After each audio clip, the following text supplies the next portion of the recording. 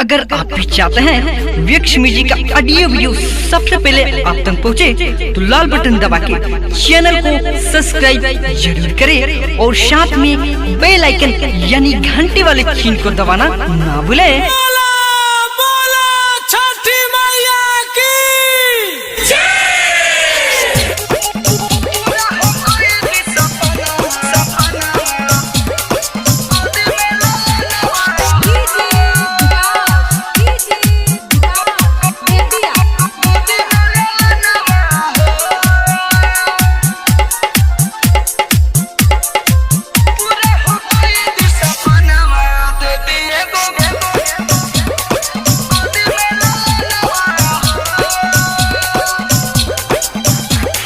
रौरे दुआरी है छठी माई है करिले गोहरवा हो।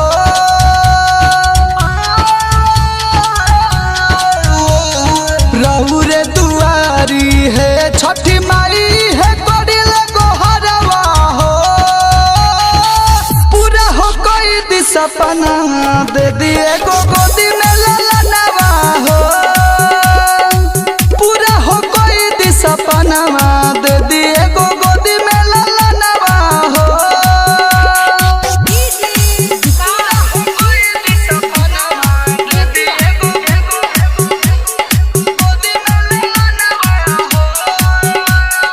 Bajrang recording studio अपाहर।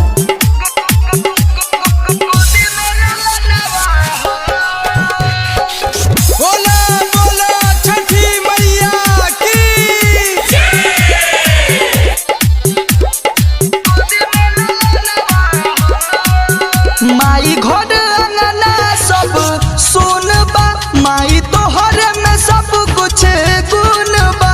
दुख दूर करी है दीनानाथ जी, दे दी हमारा फेरी तनी हाथ जी।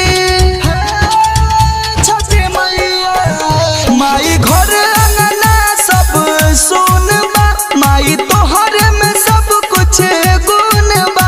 दुख दूर करी है दीनानाथ जी, दे दी हमारा फेरी तनी हाथ जी। गौआ जवार माई सासु ससुर सब मारो दर तनवा हो।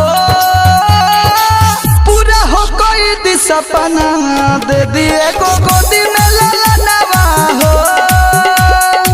पूरा हो कोई दी सपना दे दिए गोदी में ललनवा हो। प्रेम से बोली सूरज गोसाई की गोदी में ललनवा हो।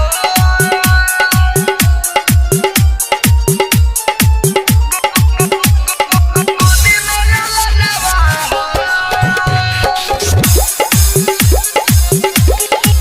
पूरा हो कोई दी सपना